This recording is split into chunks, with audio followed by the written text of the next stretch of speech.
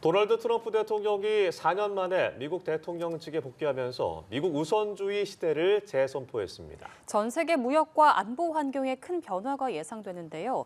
우리나라엔 어떤 영향이 있을지 이문정 공주대학교 국제학부 교수와 함께 짚어보겠습니다. 어서 오세요. 네, 안녕하세요. 네, 안녕하십니까.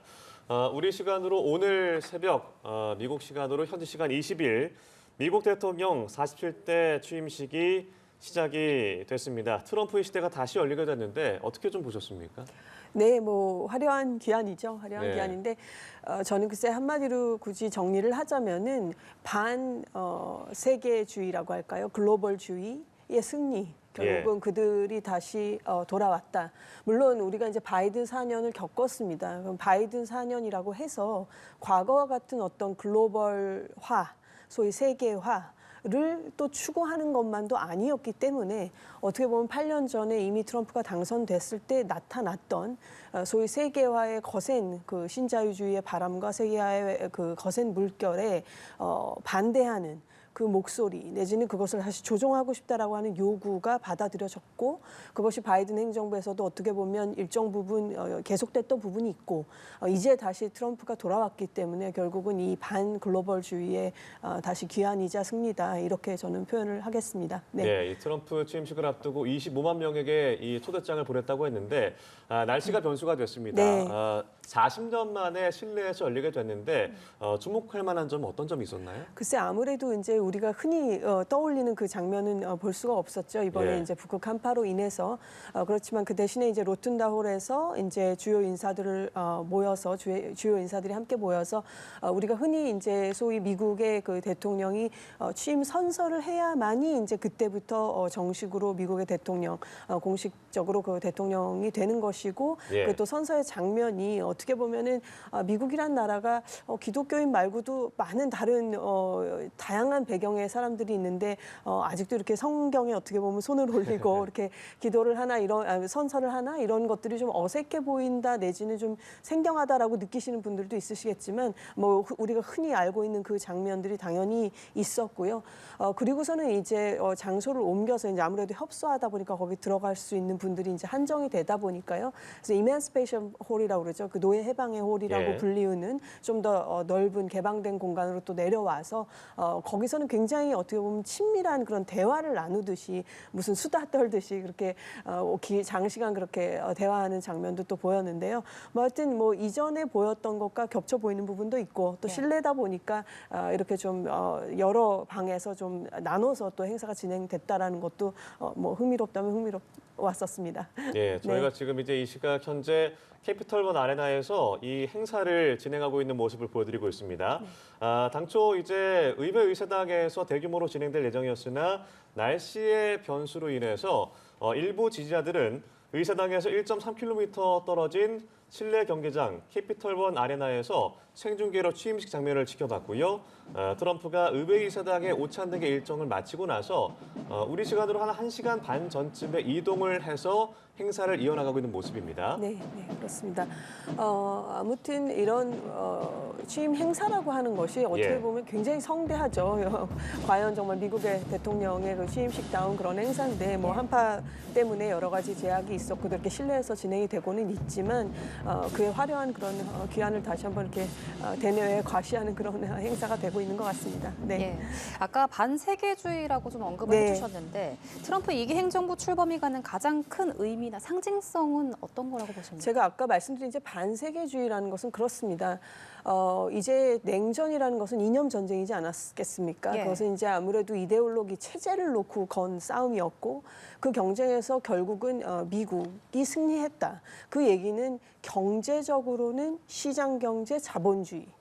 체제가 열려있는 시장 구조의 자본주의 체제가 승리했다라는 것이고 정치적으로는 이제 소위 말하는 자유민주정이 이겼다라는 그런 이제 뭐 프란시스 후쿠야마라는 학자는 이것을 이제 역사의 종언이다 이렇게 표현을 한 적도 있었죠. 그래서 그 이후로는 쭉 이제 우리도 뭐 IMF 시기를 겪으면서 그 신자유주의적인 어떤 그 광풍이라고까지 표현을 한다면 그런 변화의 거센 바람 속에서 얼마나 많은 분들이 구조조정도 당했고 우리의 그 경제 경제가 굉장히 많은 체질 개선을 요구받았었죠. 그러면서 네. 이제 고통스러운 세월을 또 보내기도 했습니다만은 어쨌든 그 시신자유주의라고 하는 그 흐름 속에서 결국은 세계 시장 경제들이 다 개방되고 그러면서 서로가 결국은 비용을 낮추는 쪽으로 생산이 이동했단 말이죠. 예. 이제 그러다 보니까 오는 현상이 선진국 쪽에서 저렇게 산업 공동화가 발생을 한 것이기 때문에 그것이 이제 러스트 벨트라고 불리우는 소위 공장이 멈춰버리는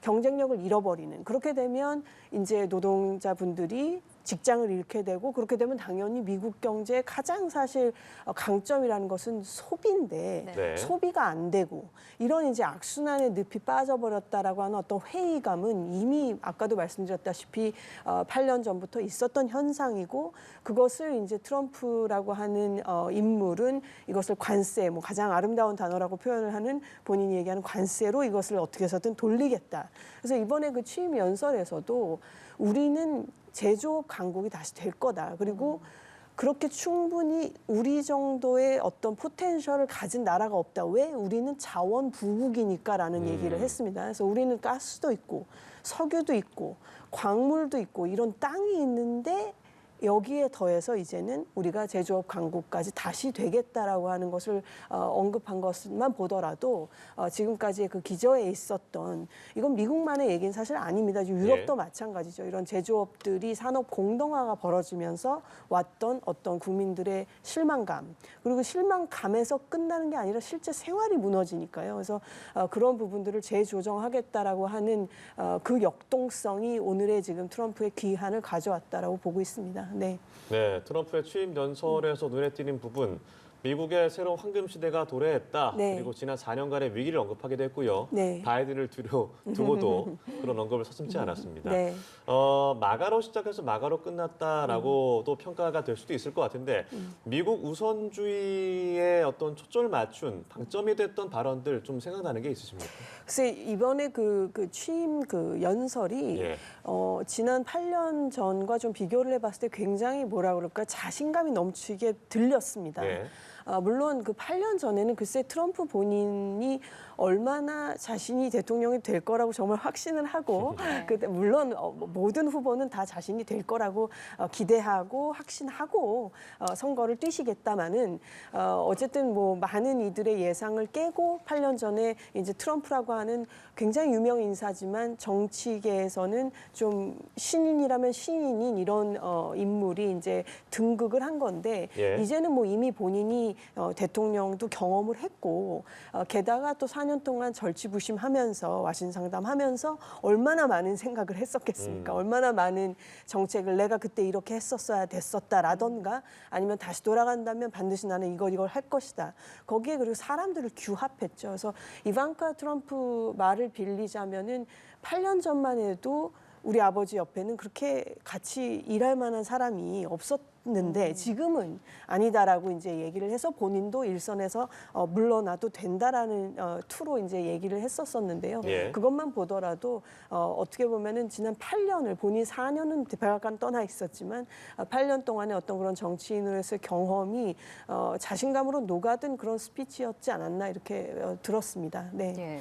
이렇게 미국 우선주의를 천명하면서도 8년 전에 워싱턴 정계 첫 발을 디딜 당시 좀 공격적인 발언을 네. 쏟아냈던 취임사와는 온도차가 확실히 있는 것 같습니다. 맞습니다. 이번엔 네. 좀 긍정적인 면도 많이 이야기를 한 것 네, 같아요. 특히 이제 그 유니티, 단합을 굉장히 강조를 했었고요. 그리고 또 날이었죠. 올해가 이제 미국은 이제 휴일들이 요일로 가다 보니까 네. 이제 마틴 루터 킹 데이하고 이게 이제 겹쳐서 더 그랬습니다만은 이제 본인을 지지해준 그런 이제 소위 아프리카계 미국인, 이제 흑인 분들 내지는 뭐 히스패닉 미국인들, 뭐 여러 이제 유색 인종들을 언급하기도 했고 또 마틴 루터 킹의 그 I have a dream 그 유명한 그 말이 있지 않습니까? 예. 이제 그것을 또 인용하기도 하면서 본인이 결국은 그 절대 득표에서도 이겼을 뿐만이 아니라 우리가 그 배틀그라운드 소위 말하는 이제 스윙 스테이트라고 경합주라고 불렀던 7개 주까지 싹 다 이겼다. 예. 이 얘기를 본인이 또 언급을 하죠. 그 얘기는 결국은 그만큼 나에게 지금 힘을 실어준 것이고 이 미국 사회가 결국 원하는 것은 지금 단합이다라고 하는 것을 이제 강조하는 그런 스피치 안에서 그 연설 안에서 그런 부분도 있어서 좀 저도 그 부분이 좀 인상적이었습니다. 네. 예, 그리고 트럼프는 앞서 100개 이상의 행정명령을 예고하기도 했고 내각제명 관련 행정명령에 1호 서명을 하기도 했습니다. 네. 우리가 좀 눈여겨봐야 할 부분이 있다면 어떤 게 있을까요? 아무래도 이제 국내적인 게 크다 보니까요. 특히 이제 이 남쪽 국경에 대해서 어떤 긴급 사태 비슷하게 이렇게 비상사태라고 얘기를 하면서 이제 이런 부분들이 당연히 제일 1순위로 올 거라고 생각은 했습니다. 이게 국내 정치적으로 가장 큰 부분이기 때문에 아직 이제 관세에 대해서 구체적인 것들이 다 드러난 것은 없습니다만 당연히 저희 입장에서는 관세 부분이 가장 이제 주목을 할 수밖에 없는 부분일 것이고 앞으로도 그런데 이제 이번 그 스피치에서도 아까 그 선언에 연설에서도 나왔었고 그리고 지금 행정명령에서도 그런 것이 계속 지금 에너지 얘기를 하는데 이 에너지에서 결국 우리가 제조업 강국으로 다시 올라서는 데에는 에너지의 그 인풋되는 에너지 비용을 절감시키는 것을 얘기를 합니다. 그러니까 그 얘기는 결국은 미국 안에 있는 부존 자원을 충분히 잘 활용하겠다는 거죠. 화석 연료를 포함해서 뭐 석유, 석탄, 뭐 내지는 가스, 뭐 석탄도 저는 고려하고 있다고 생각을 하기 때문에 아무튼 여러 광물들 이런 부분들이 우리 기업에도 미치는 부분이 클 것이라고 봅니다. 뭐 이것이 이제 여러 갈래로 또 연결이 될 텐데요. 우리 입장에선 당장 가스를 좀 더 수입을 확대해야 될 수도 있을 것이고 내지는 그럼 그거에 관련된 뭐 조선업에서도 배의 어떤 수주 부분이 이제 올라가는 부분이 이거 이미 지금 이런 부분들이 지금 뉴스에 나오고 있습니다만 내지는 이제 또 석유도 그렇고 이런 아무튼 에너지 부분이 당장 우리 같이 에너지를 거의 전량 지금 해외로부터의 수입에 의존할 수밖에 없는 나라 입장에서는 유심히 들어야 하는 그런 부분이 아니었나라고 말씀드리겠습니다. 네. 예. 트럼프 대통령의 그동안의 행보를 보면 뭐 기존에 맺은 조약이나 협정을 파기하는 건 물론이고요. 동맹국에 대한 강한 압박도 서슴지 않았습니다. 특히 대선 기간에는 한국을 꼭 집어서 머니머신이다 이렇게 언급을 하기도 했거든요. 그래서 좀 한국에 엄청난 방위비 분담금을 요구할 거다 이런 전망도 나오는데 이 부분은 어떻게 보시는지요? 네, 방위비 분담금도 방위비 분담금인데요. 이제 지금 그 트럼프가 물론 아직 그 상원의 인준 절차가 남았기 때문에 뭐 예를 피트 헤그세스라든지 지금 뭐 마르코 루비오 지금 이제 국방장관, 국무장관 이런 분들이 다 지금 어떤 결을 같이 하고 있냐면 다 아시다시피 지금 어쨌든 중국을 견제해야 된다는 거지 않습니까? 근데 거기에 있어서 미국이 혼자 할 수는 없답니다. 그 부분은 결국은 바이든하고도 겹치는 부분이 있는 겁니다. 바이든도 혼자 할 수 없기 때문에 미국 혼자 할 수 없기 때문에 자꾸 어떤 그물망을 짜려고 했었는데 그렇듯이 트럼프 행정부에서도 결국은 지금 동맹과의 그 분담을 어떻게 할 것이냐, 역할 분담을 그 부분이 그 기저에 깔려 있는 문제 의식이기 때문에 그 연장선에서 이제 방위비 분담금 얘기도 다시 이제 거론될 수도 있다고 보고 있습니다. 네. 예, 그리고 트럼프는 일기 때 북한의 김정은 국무위원장을 세 차례 만난 바 있고요. 이번 2기 때도 김정은과 만날 가능성이 언급이 되기도 합니다. 그리고 중국 시진핑 주석에게 초대장을 보내기도 하고 100일 안에 시진핑이 다시 미국으로 올 수 있다, 만날 수도 있다라는 얘기도 나오고 있습니다. 북중 관계 어떻게 좀 예상하세요? 북중 관계요. 북미 관계가 아니라 이제 그리고 이제 중국과의 북중. 관계. 네, 지금 아무래도 8년 전하고 가장 달라진 것은 이제 북한이 러시아와 밀착하고 있다는 상황이죠. 이것은 이제 우크라이나 전쟁 상황을 자국의 이제 북한의 그 어떤 그 전략적 이익을 위해서 최대한 활용하고 있는 측면인 것인데 그 부분이 지금 가장 달라져 있고 물론 핵 능력, 미사일 능력이 더 고도화된 것도 맞습니다. 그만큼 이제 협상의 허들이 올라간 부분인데요. 아까 말씀드린 맥락에서 결국 지금 트럼프 2기 행정부에서 추구하는 것은 중국을 어떻게 해서든 효과적으로 견제를 해야 하는데 여기에 이제 팀워크가 중요하다. 그래서 동맹하고의 역할 분담이 중요하다. 그런데 북한이라는 존재를 그러면 어떻게 보느냐라고 했을 때 지금 트럼프 행정부에 관련된 분들 중에서도 보면은 북한은 오히려 약한 고리니까 여기를 떼내야 된다. 어디서? 북중러에서. 라고 보는 시각도 있는 거죠. 물론 그거에 대해서 회의적인 시각도 있습니다. 그래서 이게 앞으로 어떻게 흘러가느냐가 굉장히 우리가 지금 예의주시해야 되는 부분인데요. 거듭 우리로서 가장 피하고 싶은 시나리오는 우리뿐만이 아니라 옆에 지금 일본도 마찬가지입니다. 가장 피하고 싶은 시나리오는 지금까지 개발된 핵에 대해서는 그냥 인정하고 실질적으로 인정을 하고 끌어안고 북한하고 미국이 소위 1대1로 어떻게 보면 군축 협상에 가까운 부분을 취하는 부분. 이렇게 되면 지금까지 한미 동맹, 미일 동맹, 확장 억제 이런 것들을 지금 다시 어떻게 보면 구성해야 되는 국면이 올 수도 있기 때문에 이제 그 부분을 예. 긴장하고 보고 있는 상황이죠. 네. 예, 알겠습니다.